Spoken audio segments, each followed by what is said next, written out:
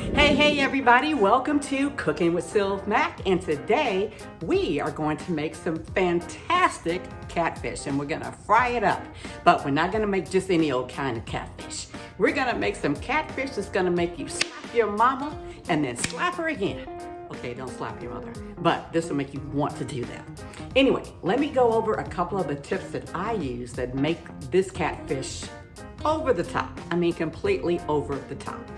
First of all, when I was in Chicago, I talked to a chef who was known for making catfish.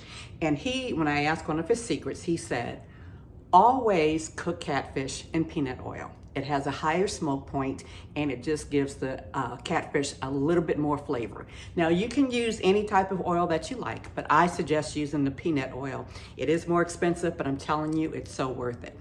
Speaking of the peanut oil, I like to sort of season my oil, and I got this from a friend in Atlanta. Before you fry your catfish, put a couple of cloves of some garlic in there and some onion, about 1/4 of an onion, and just let it fry up a little bit. This does a couple of things. It flavors the oil, and it also lets you know when the oil is hot enough to actually put your fish in. The other thing that I do that is over the top is, as soon as that catfish comes out of the grease, you want to sprinkle it with a little Old Bay. Woo! Y'all better ask somebody. I'm telling you, this makes it fabulous. Anyway, so let's get started because it's going to take a few steps that I'm going to go over with you, but it's really simple. But you know what you got to do before we get started. Y'all better grab that glass of wine and let's get to frying. Let's go on and get started. I've got 4 beautiful catfish fillets and I'm gonna go on and soak them in a little bit of milk, 2 eggs, some hot sauce. You can use any type of hot sauce, but I like to just use Louisiana, and then a lemon, and let the catfish fillets soak for a little bit, and then we'll bread them. My catfish now has been sitting in my little marinade for about 15 to 20 minutes, which is great. And we're gonna do a couple of things here. So we're gonna take the fish out, shake off the excess liquid, season it up with just a little Zatarain and some garlic powder. Then we're gonna shake it up in our fish breading, and that is more Zatarain. You can use any type of fish breading that you like, but I'm telling you, I love the taste of the fish fry with the Zatarains. And then you're going to let the fish rest for about 5 or 10 minutes so that the breading can adhere to the fish. So here's how that process looks. You want to take off the excess liquid. Then you want to season the front side with your Zatarains and with your garlic powder. Then lightly season the back side. Next, you want to put it into your bag and shake it up. Now, once you take the fish out of the bag, you want to make sure to put it on a baking sheet and lay it flat and let it sit for about 10 minutes so that the coating can stick to the fish. Okay, so we've got the fish breaded, right? And you want them to kind of sit for like maybe 5 to 8, 10 minutes or so. And that's so that the breading can adhere to the fish. I find that it kind of works better that way, and then it doesn't fall off when you go to fry it. We're gonna get to the oil in a minute, but you wanna make sure too that you have your apparatus ready so when the fish come out of the grease that it's ready to go. I just have a baking pan along with a cake or a baking rack, and I've got some paper towel underneath it, and then that way it can drain, the grease can drain off. You don't want to stack the fish on top of each other because then that's going to make it really greasy and the grease needs to go someplace.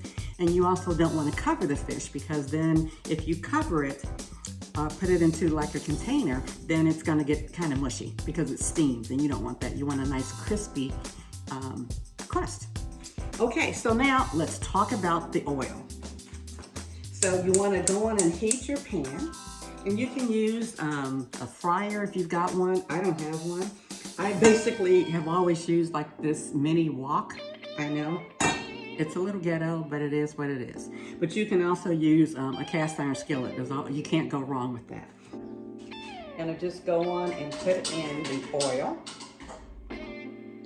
And I'm only gonna fill it up maybe 1/3 of a way because you don't obviously want once you put the fish in, You seriously don't want the oil to overflow because then you might have a grease fire, and that's no fun. Okay, so my grease now is nice and hot, so I'm gonna go on and put my onions in there. And even if it's not like sizzling hot, that's fine, because what we're doing is kind of infusing a little flavor into the oil so that that flavor can get into the fish. I've been cooking the onions and the garlic now for just a couple of minutes. Just take it out and let it drain. So the grease now is nice and hot. I know that because it's been frying up my onions and so forth. So I'm gonna take one piece of fish. You want to make sure too that you don't overcrowd the pan, and I like to put it with the front of the fish down first. Be careful with that. After about 2 or 3 minutes, then you can go on and flip it.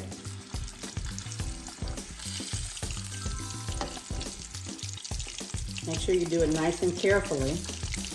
I use both because sometimes if you squeeze it too much, then the tongue will make some of the fish come off, the breading come off. So, and then I let it cook for like another maybe 2 or 3 minutes on this side. And I've got my Old Bay ready. Now I can just scoop it out. Sprinkle it with a little Old Bay, not much, just a little. And now just put it on the rack. Y'all take a look at this catfish, okay? It looks fabulous. So now it's time for me to taste it. But doesn't it look good? It's so pretty. Oh my goodness, it's so pretty. Let's take a look and see what this catfish looks like. Y'all better recognize, look at that. Smoke coming out, nice and flaky. Let's go in for the taste.